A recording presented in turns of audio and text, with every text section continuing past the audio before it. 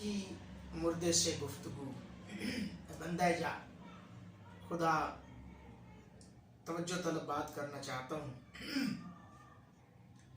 قبر مختلف مواقع پر انسان سے مخاطب ہوتی ہے اور اس سے مختلف انداز سے گفتگو کرتی ہے، اور ہر روز آدمی سے یوں مخاطب ہوتی ہے، میں مسافرت کا گھر ہوں، اے دنیا میں رہنے والے میں تنہائی کا گھر ہوں، میں مٹی کا گھر ہوں اور میں کیڑے مکوڑوں کا گھر ہوں۔ جب مومن کو قبر میں دفن کیا جاتا ہے، اللہ کے نیک بندوں کو قبر میں دفن کیا جاتا ہے، تو قبر اس سے یوں گفتگو کرتی ہے، اے بندہ خدا، تم کشادہ جگہ میں آئے ہو، تم اپنے گھر والوں میں آئے ہو، یہ بات سن لو کہ تم جب میری پشت پر تھے تو سب سے زیادہ محبوب تھے، آج میں تمہاری ذمہ دار بنائی گئی ہوں، تم خود دیکھ لو گے کہ میں کیا سلوک کرتی ہوں۔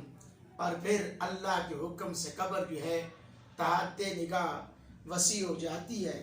اس کے برعکس کافر یا بدکار شخص کو جب قبر میں دفن کیا جاتا ہے تو قبر اس سے یوں مخاطب ہوتی ہے، تو نہ اپنے گھر والوں میں آیا ہے، نہ میں تیرے لیے کشادگی ہوں، یہ بات سن لے، جب تو میری پشت پر تھا تو میرے نزدیک سب سے زیادہ مبغوث تھا، آج جب میں تیری ذمہ دار بنائی گئی ہوں تو بہت جلد اپنے ساتھ میرا برتاؤ دیکھ لے گا۔ پھر قبر اس پر مل جائے گی اور اس کی پسلیاں ادھر کی پسلیوں میں ایسے پسلیاں پیوست ہو جائیں گی۔ تو لجپال کریمہ کا امام الانبیاء علیہ السلام نے ارشاد فرمایا، قبر کو جنت کی کیاریوں کے بارے میں حضور نے فرمایا کہ قبر یا تو جنت کی کیاریوں میں سے ایک کیاری ہے یا جہنم کے گڑھوں میں سے ایک گڑھا ہے۔